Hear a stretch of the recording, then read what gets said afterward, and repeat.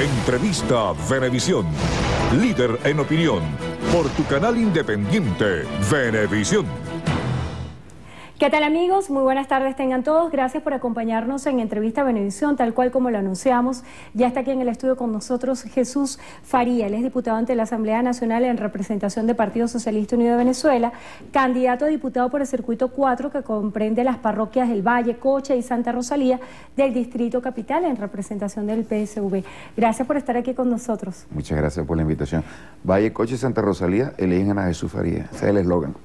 Bueno, con eslogan y todo, vamos a arrancar esta entrevista que supone análisis sobre todo ajustados a lo que está ocurriendo en Venezuela, sobre todo comprendiendo su visión de diputado ante el Parlamento y su visión también como economista. Hemos visto todo el escenario de lo que ha ocurrido en la frontera. Quisiéramos su interpretación de cuál pudiera ser el impacto del cierre de frontera, de la declaración de los estados de excepción, cuál es el impacto positivo o negativo para nuestro país. Mira, nosotros veníamos atravesando una situación muy compleja, no solamente en lo económico, también en lo político, y no en esta coyuntura, desde hace varios años, pero por supuesto se agudizó con lo que nosotros hemos definido como la guerra económica. Se convirtió la frontera en un foco terrible que promovía el narcotráfico, lo que nosotros hemos definido la parapolítica, el paramilitarismo, la violencia, fuertemente impactando a los estados fronterizos, y por supuesto el contrabando de extracción.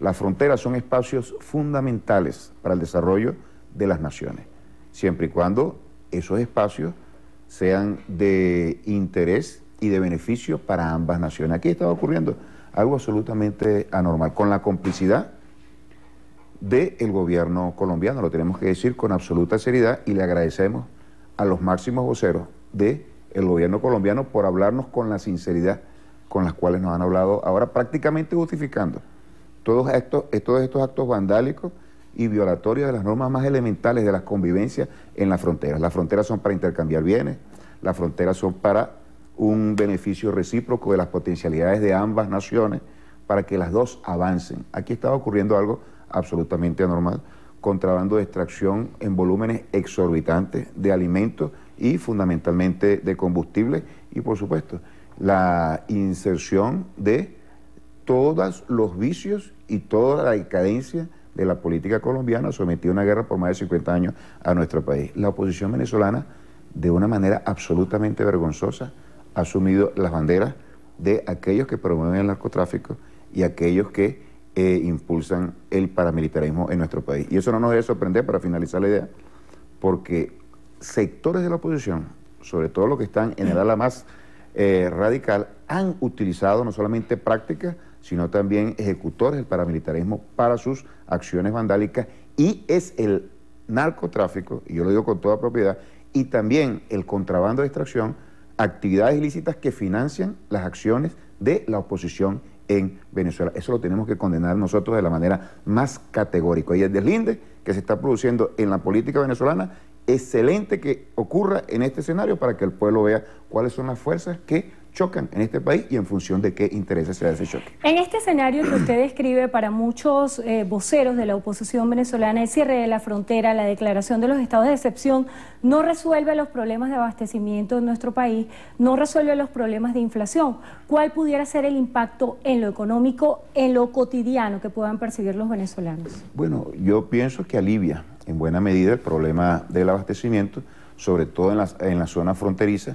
Habrá disponibilidad de una mayor cantidad de bienes que eran prácticamente robados por el narcoparamilitarismo, porque eso requiere de un músculo financiero muy importante. Son actividades que no se dan de manera espontánea, se necesita una gran capacidad logística, se requiere de una gran capacidad y fortaleza financiera para llevar a cabo estos negocios. Nosotros frenamos eso, o por lo menos lo limitamos de una manera muy notable, y eso se está sintiendo ya. Bajan las colas, hay mayor abastecimiento, hay mejor acceso a la población para este tipo de bienes y servicios. Hay esta frase de ¿con qué se come eso? El cierre de la frontera, y eso no va a solucionar los problemas de fondo.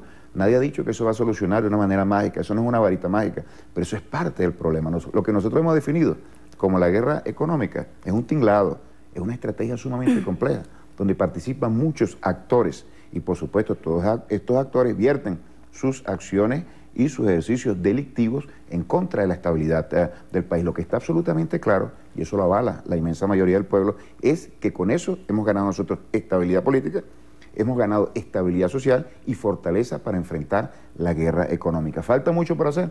Falta mucho por hacer, pero nadie en su sano juicio que defienda los intereses de una nación y esté en sintonía con las necesidades del pueblo venezolano puede condenar estas medidas que son absolutamente sensatas. Diputado, cuando usted hace referencia a que hace falta mucho por hacer, yo quisiera en esta ocasión exhortarlo más que como diputado, como economista. ¿Qué es lo que hace falta hacer en Venezuela cuando muchos siguen cuestionando el modelo económico? Hay un trabajo que publica precisamente el economista Isaac Mencía, en el cual él da una serie de indicadores que dicen que hay una debacle del gobierno en materia económica. Él dice que estos signos son que aumenta el descontento, esta inflación con escasez, severa contracción de la producción, inflación, escasez de alimentos y servicios. Tal vez la jerga es muy técnica, pero muchos venezolanos sí notan que persisten las colas y que la situación económica parece que todavía no tiene una salida. ¿Qué es lo que hace falta por hacer? Mira, aquí se ha hablado de un modelo económico en crisis y que hay que salir del modelo económico en crisis para superar la crisis. Eso nos lo enrostra a nosotros los de la oposición. Ahora, ¿qué es lo que está en crisis? En crisis está el modelo rentista. ¿Quién creó el modelo rentista? ¿Lo creó el chavismo? Eso lo venimos arrastrando nosotros desde los años 60, se asentó en los 70 e implosionó en los años 90. ¿Hemos tenido nosotros la capacidad de transformar ese modelo rentista? No. Todavía hay un modelo rentista, todavía hay una elevada dependencia de los ingresos petroleros. Los actores llamados a transformar este modelo son los actores económicos. Y aquí existe una enorme traba, una enorme dificultad. Estos actores económicos han sido precisamente los responsables de crear este modelo rentista, no solamente con sus prácticas, sino con su cultura. Una cultura parasitaria, donde no compiten, donde no invierten, pero obtienen las mayores ganancias de todo el planeta. Eso no se puede permitir. Ninguna nación va a desarrollarse sin la inversión. El sector privado tiene aquí el 65% de toda la economía, pero si no invierten, ¿qué puede ocurrir? Que la economía sigue estancada como ocurrió en el pasado. La única fuerza política de este país que tiene una propuesta para transformar el modelo, que este es el modelo que está en crisis, no es nuestro, este es el modelo que quiere transformar la revolución bolivariana. Observamos el programa de la patria, que nos legó el comandante Chávez, ahí está, ir del modelo rentista, que no lo hemos erradicado, a un modelo productivo. Tenemos que transformar también a los actores económicos. Es difícil. Los actores económicos asumen posiciones políticas, Adriana, y con esas acciones políticas atentan en contra del país. Y no tienen la visión de emprender, de invertir y de innovar. Entonces aquí nos están atribuyendo a nosotros una responsabilidad que no es exclusiva nuestra. Nosotros tenemos, por supuesto, la conducción del país, pero los actores que deben desarrollar este esfuerzo productivo no lo hacen. Y aquí hay otro elemento, la dependencia del petróleo. Tú sabrás que los precios del petróleo se han venido abajo, se han desplomado. A estas alturas del año, en el 2014, el precio del petróleo estaba en $92 el barril. $92 el barril. Septiembre del año 2014. Ahora, en estos momentos, amaneció en $41 el barril.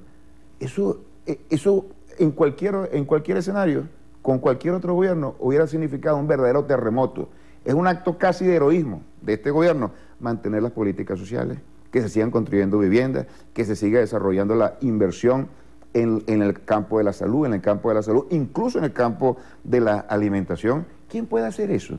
Eso lo puede hacer cualquier gobierno. Eso lo puede hacer un gobierno que tenga una sensibilidad social, que tenga una filosofía en función del bien colectivo y que tenga un gran compromiso con los grandes problemas del pueblo. ¿Qué pide la oposición?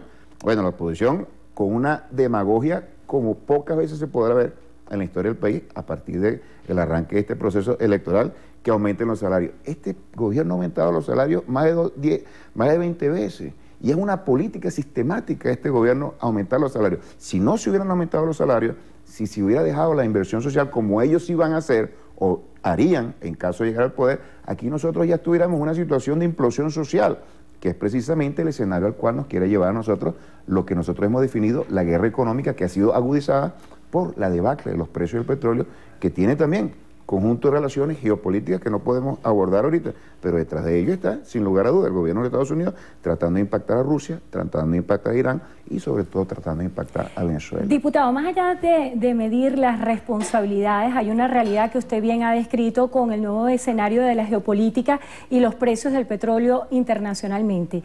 ¿Cuál es el escenario que se plantea? ¿Cuáles son los nuevos desafíos que se presentan para la economía venezolana? Cuando, por ejemplo, usted ha planteado la propuesta de la simplificación del sistema cambiario. Sí, la tasa de cambio y la política cambiaria juegan un papel fundamental dentro de los instrumentos de política económica. Ahí se tienen que realizar ajustes, ahí se tienen que realizar ciertos correctivos. Las políticas están para ajustarse a las condiciones y las condiciones cambian.